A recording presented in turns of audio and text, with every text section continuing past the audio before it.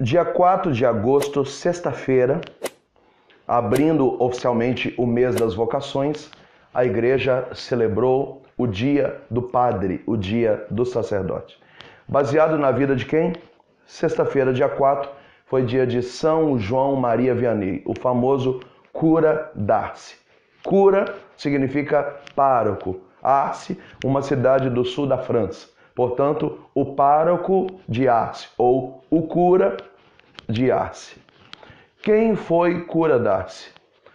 Um homem do interior, pais camponeses, trabalhou na sua infância na agricultura, na roça, sempre teve vontade de ser padre, só que ninguém acreditava que ele conseguiria ser padre. Por quê? Por causa do seu pouco estudo e da sua simplicidade. Posso dizer carinhosamente, da sua ignorância de intelecto.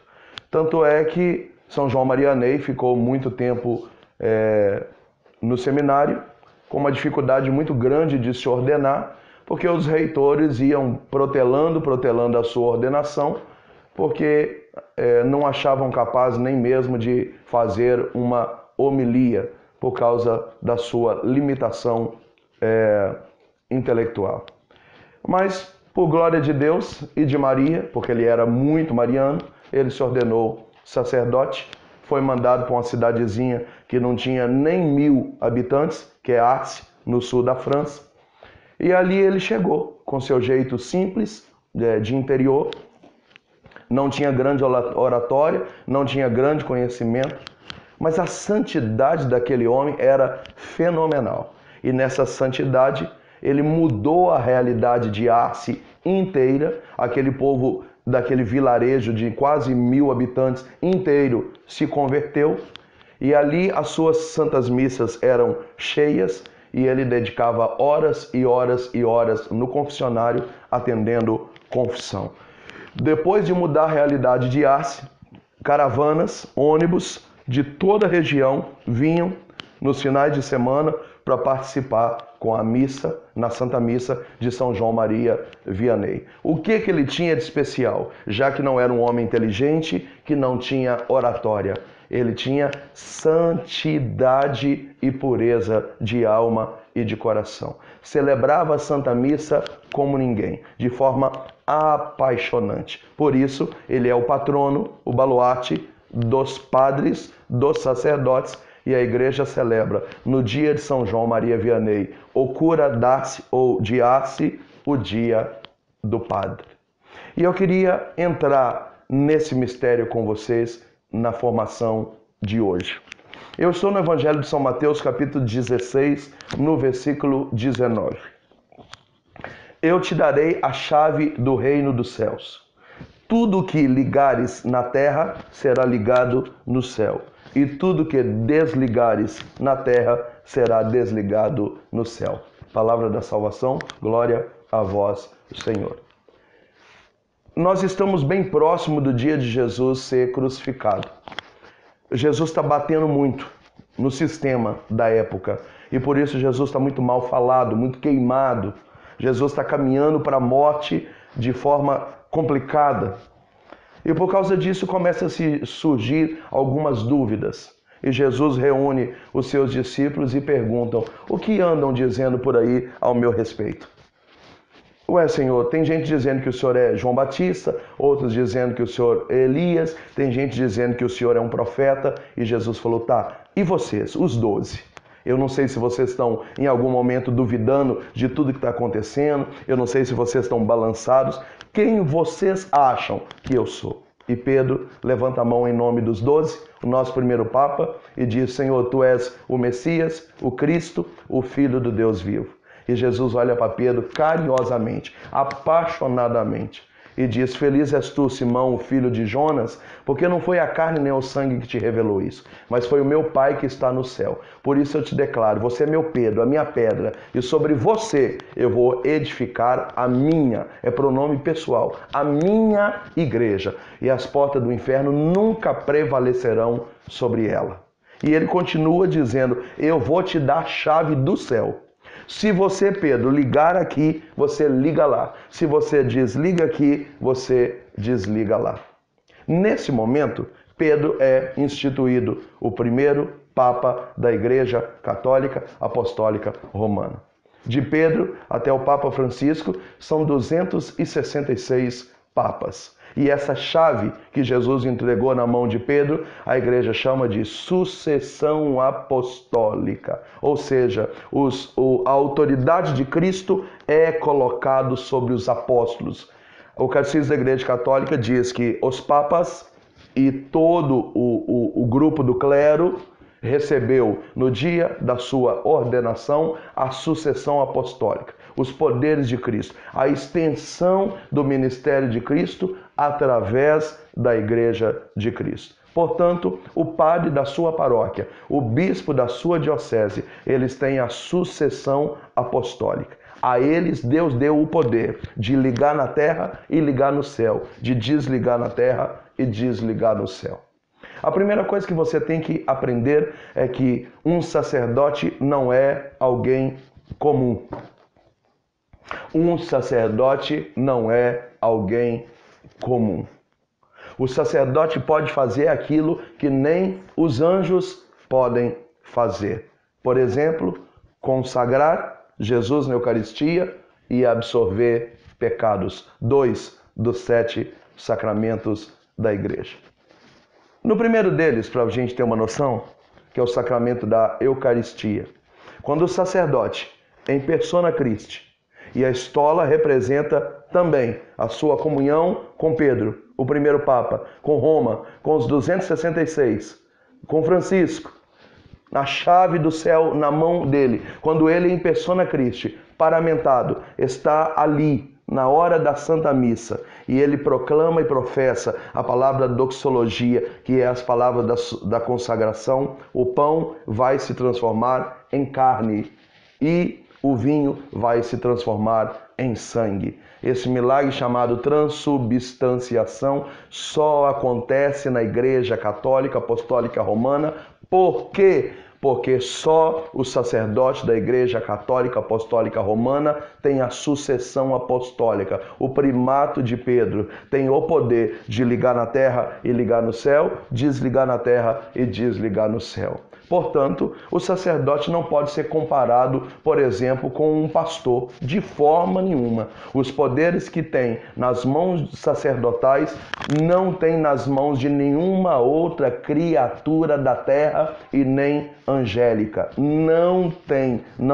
Somente o sacerdote tem nas suas mãos a chave de ligar céu e terra, desligar céu e terra. Portanto, o seu sacerdote não é alguém comum.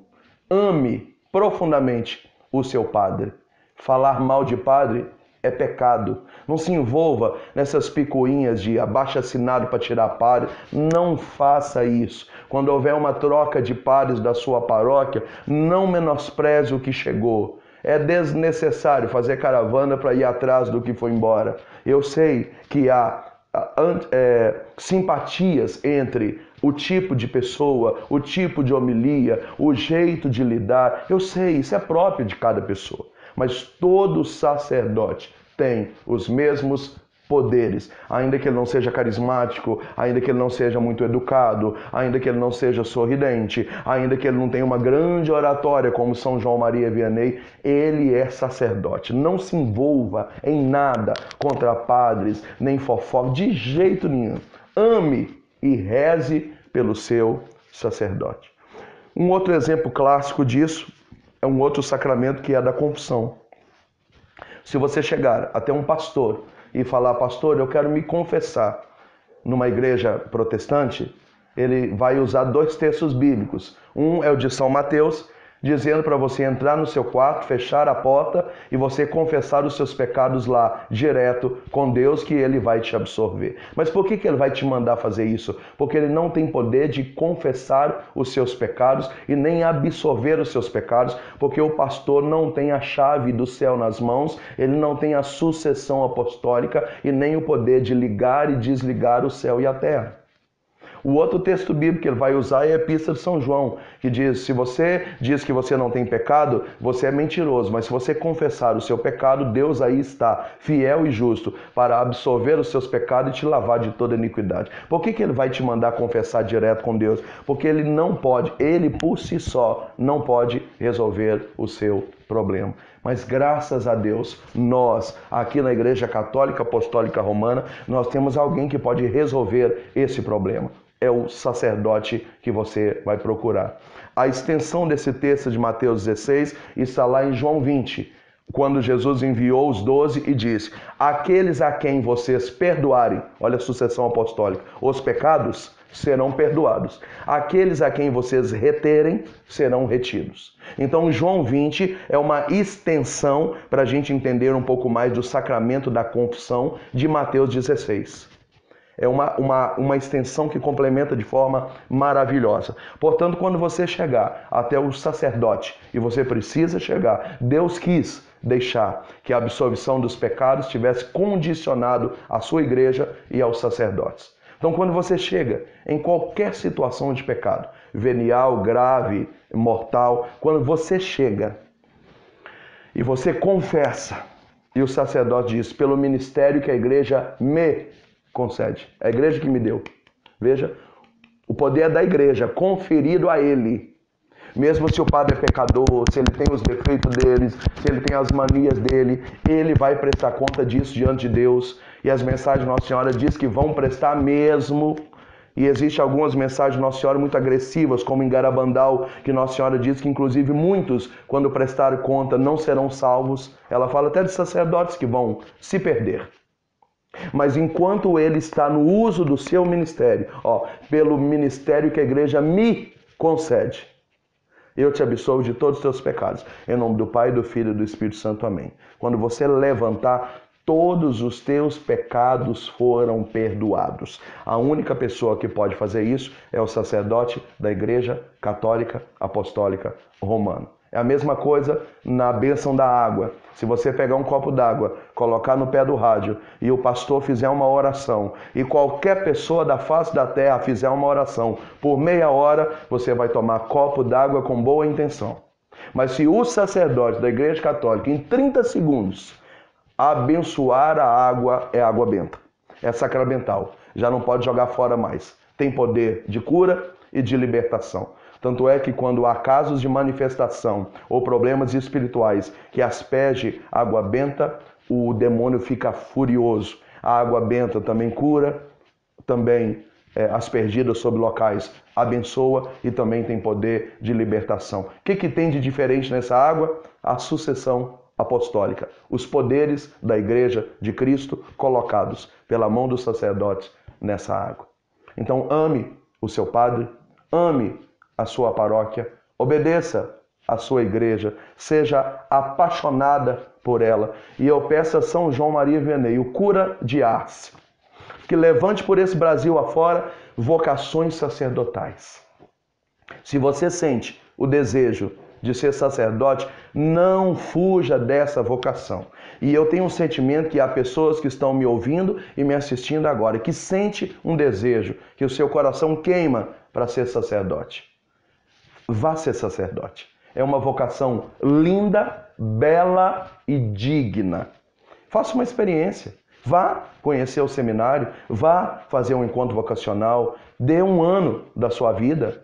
E até você ordenar, entre propedêutica, filosofia, teologia, são 7 ou 8 anos. Você tem esse tempo inteiro para amadurecer, para ver se tem vocação mesmo, se é isso que você quer. Os seminários têm reitores, tem padres que te orientam. Não é solto assim, decidi agora, eu estou condenado para sempre. Não, vai, faz experiência, entenda, geste, né?